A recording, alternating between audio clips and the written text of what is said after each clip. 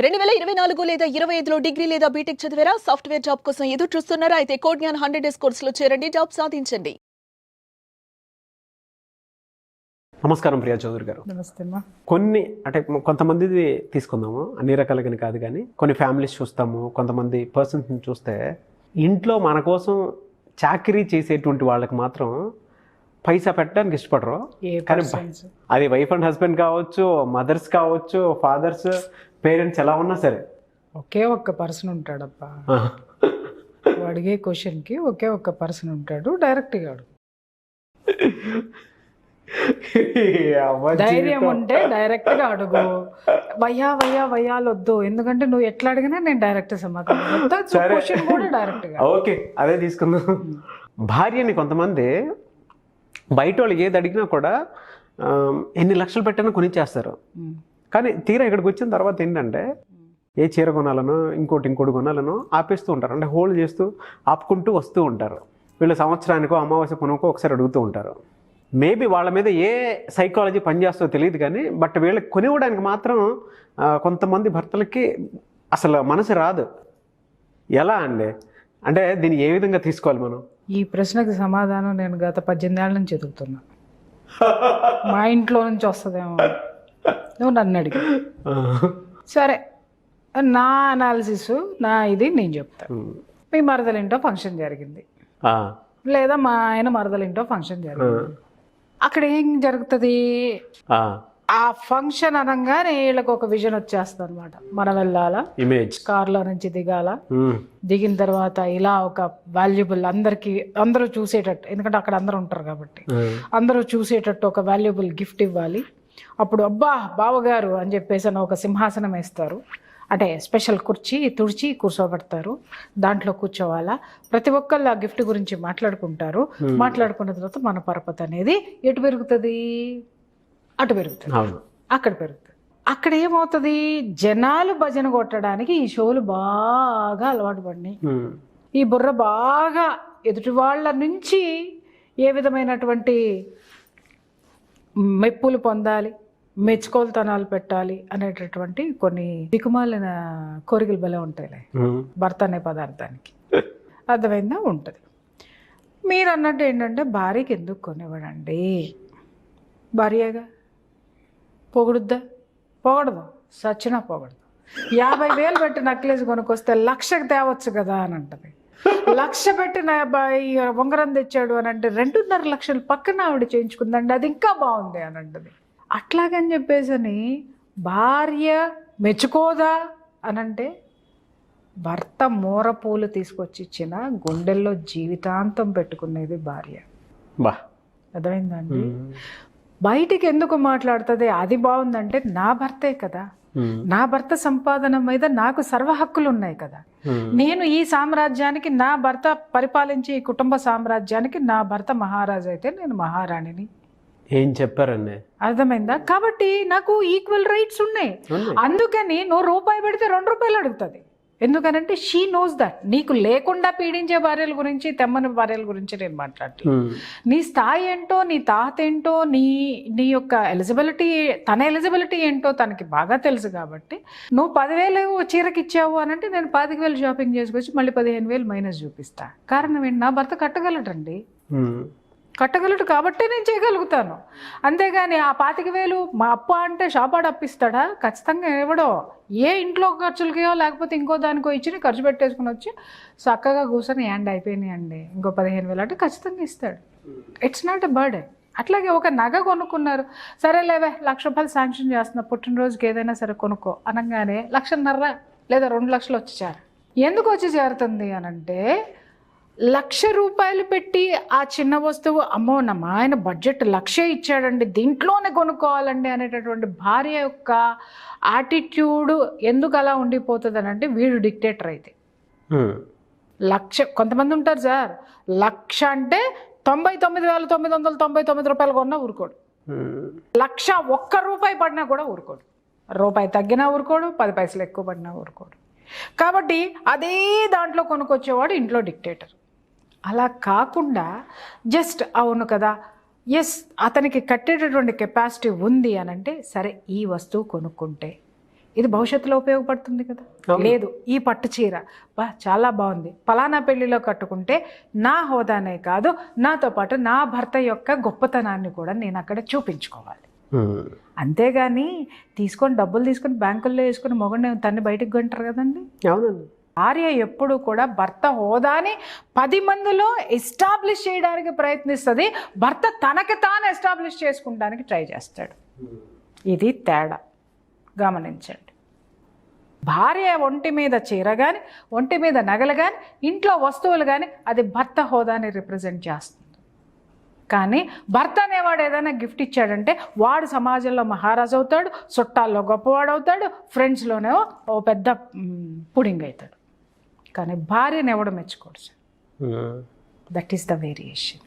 చాలా పెద్ద లాజిక్ కదండి. అందరూ ఏంటి అని అంటే, అమ్మో పెళ్ళానికి ఎంత పెట్టినా తృప్తి ఉండదు, ఎంత పెట్టినా తృప్తి లేని భార్యలు ఉన్నారు సార్. లేరని నేను అడగను. పీడించి హింసించి తీసుకునే వాళ్ళు ఉన్నారు.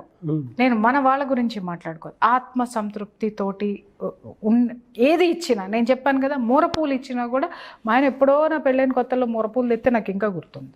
అంటే ఇప్పుడు దాకా తీసుకురావట్లేదనా? అవే అంటే ఆయనకి టైం ఉండదు, నాకు ఒక తీరిక ఉండదు.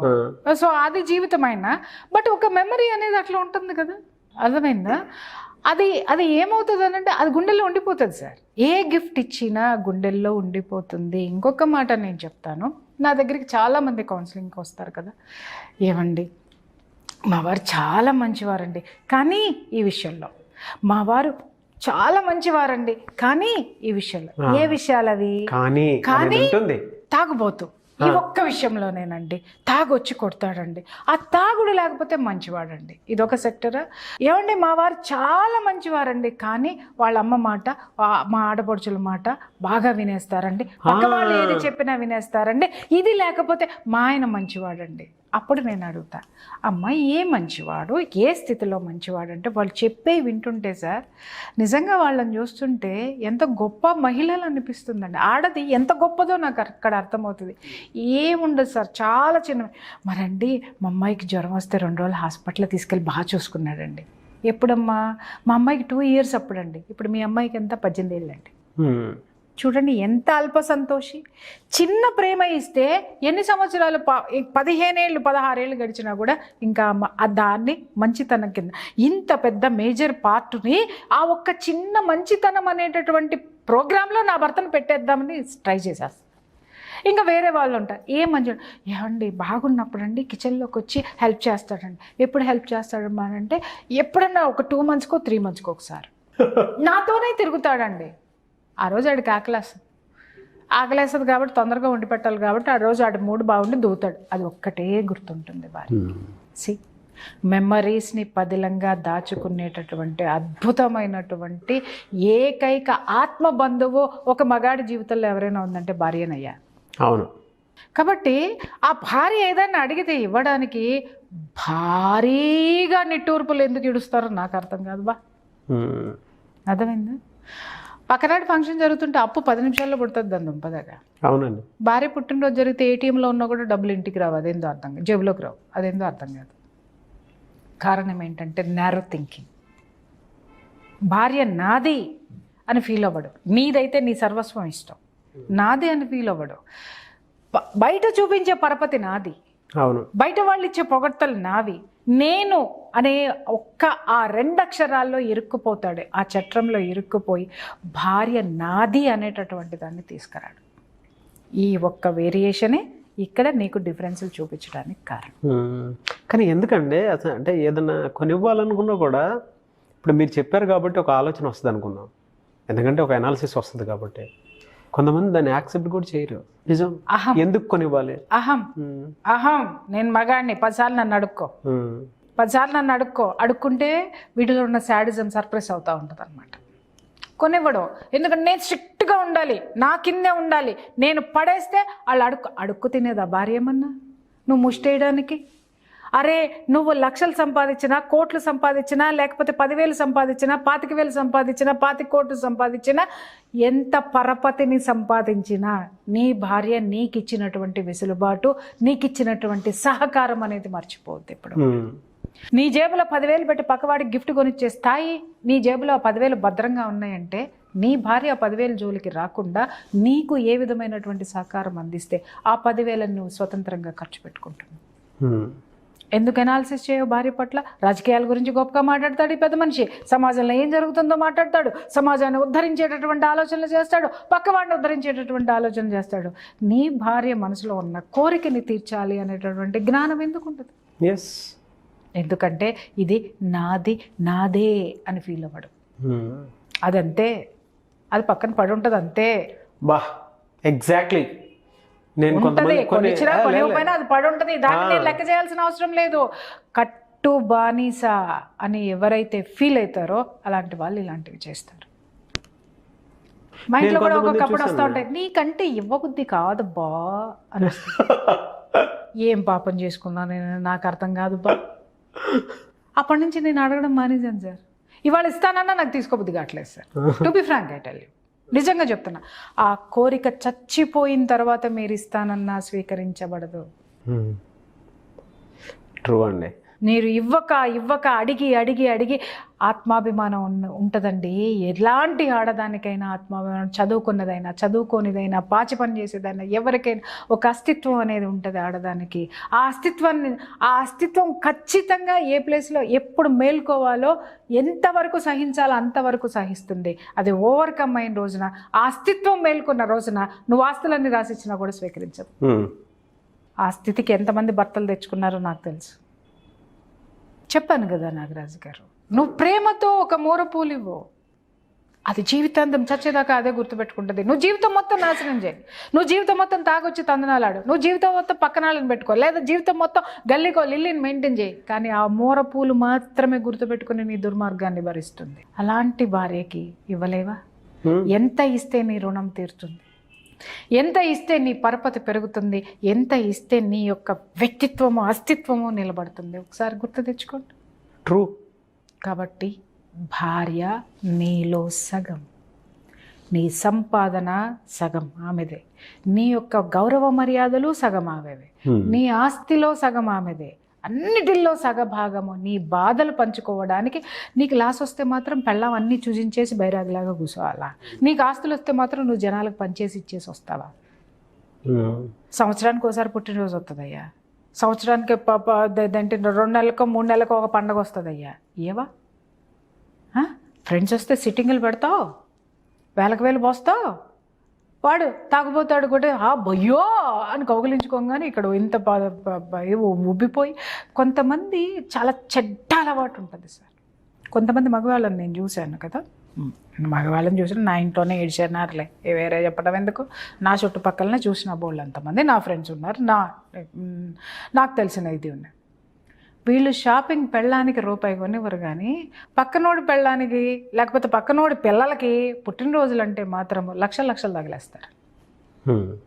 భార్య మనసు లోపల సల్పుతా ఉన్నా, బాధపడుతున్నా, పైకి మాత్రం అదే గిఫ్ట్ మళ్ళీ ఈ భార్య తీసుకెళ్ళి ఇవ్వాలి వాళ్ళకి. ఎట్లుంటుంది నాగరాజు గారు చెప్పండి? ఎక్కడన్నా చిరునవ్వు తగ్గనిస్తుందా? ఎక్కడన్నా భర్తని మర్యాద తగ్గనిస్తుందా? ఈ వస్తువు అక్కడికి ఇచ్చి దెప్పిపడవడం కానీ లేకపోతే ఇంకొకటి కానీ చేస్తుందా? మనస్ఫూర్తిగా నా భర్త కొనిచ్చాడు గిఫ్ట్, మీ అన్నయ్యే కొనిచ్చాడమ్మా, మీ బావగారు కొన్నారే, మీ మావయ్య కొన్నాడే, మీ తాతగారే కొన్నారే అని ఈ భార్య తనకి లేనటువంటి దాన్ని ఎదుటివాడికి ఇస్తుంటే ఎంత గొప్పగా ప్రజెంట్ చేస్తుందో చూడు. ఆ ప్రజెంట్ చేసే మొహంలో కనిపించదా నీకు నువ్వు చేసిన తప్పు ఏంటి అనేది? ఎంతమంది మగవాళ్ళు ఇది గమనించి ఉంటారు చెప్పండి? లోపల బడబాగ్ని రగులుతుంది. అక్కడ కూడా భర్త గొప్పతనాన్ని పొగుడుతూ ఆ గిఫ్ట్ని తన చేతులతోటి తన ఎదుటి వాళ్ళు, తనకి దక్కనటువంటిది తన చేతులతో తన ఎదుటి వాళ్ళకి, తను మనసు పడింది తనకి దక్కనటువంటిది, తను పొందలేనటువంటిది తన చేతులతో ఎదుటి వాళ్ళకి ఇవ్వాల్సి రావడం అనేది ఎలాంటి సిచ్యుయేషన్ ఉంటుంది? చాలా బాధాకరం ఉంది వినటానికి, తీసుకోవడానికి కూడా. ఎందుకంటే కంటి ముందు కనిపించేటువంటిది కదా అది. దాన్ని డైజెస్ట్ చేసుకోవడం కూడా చాలా. భార్య అనేది బానిస కాదు సార్. నీలో సగం, నీ ఊపిరిలో సగం, నీ అస్తిత్వంలో సగం, నీ పరువు ప్రతిష్టల్లో సగం. ఇంకా చెప్పాలంటే నీ ప్రాణమే తనే నీ ప్రాణం, నువ్వే ఆమె ప్రాణం. ఎస్. ఆ ప్రాణాన్ని ఎలా చూసుకోవాలి? గమనించండి. చాలామంది ఉంటారు సార్, నాకు ఒక ఆవిడ మాట్లాడిన మాటలు నాకు పదే పదే రోజు కనీసం ఒక్కసారన్నా గుర్తు చేసుకుంటారు. పెళ్ళై 30 ఏళ్ళు దాటిన తర్వాత 30 ఏళ్ళు గడిచిపోయిన ఆవిడ నాతో కౌన్సిలింగ్కి వచ్చినప్పుడు మాట్లాడిన మాటలు రోజుకు ఒక్కసారైనా సరే నాకు గుర్తొస్తాయి సార్. పెళ్ళి అయిన దగ్గర నుంచి 30 ఏళ్ళు అయింది సార్. పెళ్ళి అయిన దగ్గర నుంచి నా దగ్గరికి వచ్చేంత వరకు, కౌన్సిలింగ్ తీసుకునేంత వరకు కూడా ఒక భార్యగా రోగం వస్తే టాబ్లెట్ వేసి అరగడం. ఓకే, తనకేది కావాలి అనేది, తను ఏదైనా కొనుక్కుంటానంటే తను అనేది మర్చిపోయి తన సంపాదన కానీ తన యొక్క సేవలు కానీ మొత్తం భర్తకు అంకితం చేసేసింది. అన్నీ స్వీకరిస్తాడు, తిరిగి ఏమి ఇవ్వడు. అప్పుడు ఒక మాట మాట్లాడిందండి, కొన్ని మాటలు మాట్లాడింది. ఒక భార్యాభర్తలు ఇద్దరు ఎలా ఉంటారో నేను మర్చిపోయాను మేడం. ఒక భర్త ప్రేమ ఎలా ఉంటుందో నేను మర్చిపోయాను మేడం. సంసార జీవితం అంటే ఏమిటో నేను మర్చిపోయాను మేడం. ఒక బాంధవ్యం అంటే ఏంటో నేను మర్చిపోయాను మేడం.